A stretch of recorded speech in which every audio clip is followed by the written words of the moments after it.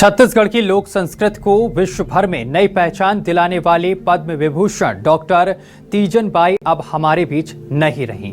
उनके निधन पर गनियारी गांव से लेकर दिल्ली तक शोक की लहर है। राष्ट्रपति, प्रधानमंत्री नरेंद्र मोदी समेत देश भर के नेताओं ने उन्हें भावभीनी श्रद्धांजलि अर्पित की।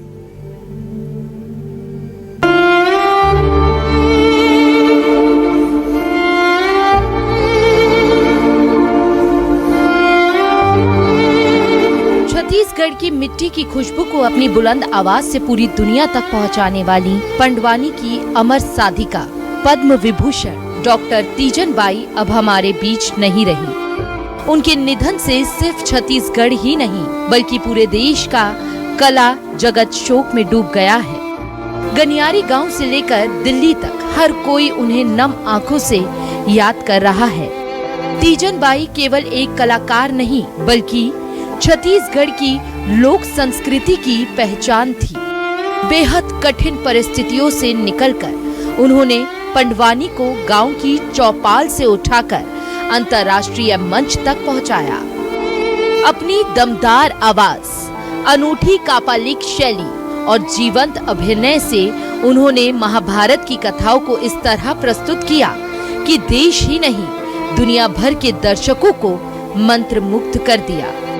जानिए तीजन बाई के बारे में कुछ खास बातें। भिलाई के गनियारी में तीजन बाई का जन्म हुआ।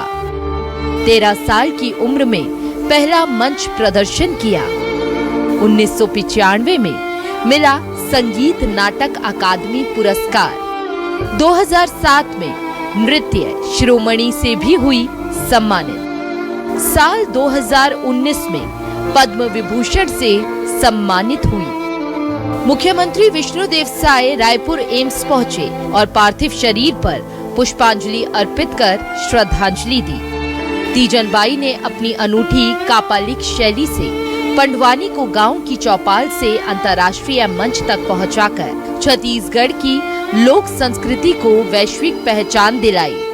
श्रीमती तीजन बाई हम लोगों के बीच नहीं रही।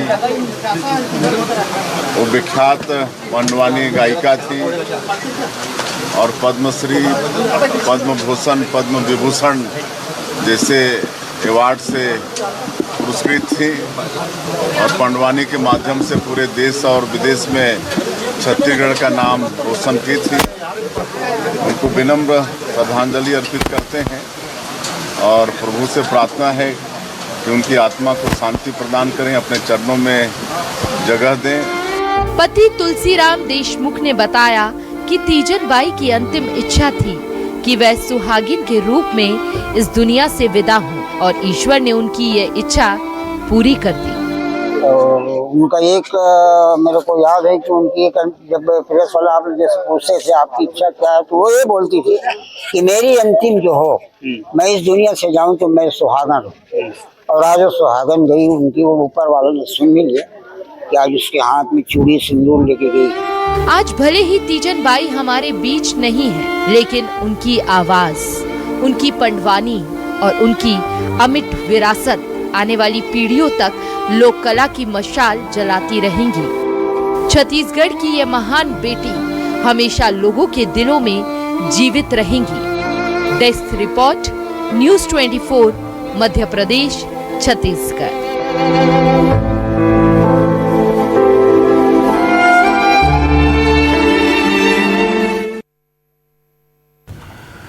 तो 1994 में श्रेष्ठ कला आचार्य सम्मान और इसके साथ ही 1996 में संगीत नाट्य अकादमी सम्मान और 1998 में देवी अहिल्या सम्मान दिया गया उन्हें।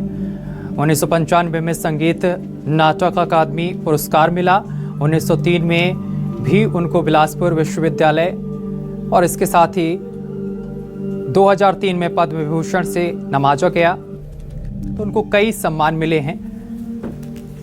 2019 में पद्म विभूषण से सम्मानित हुई तीजन बाई।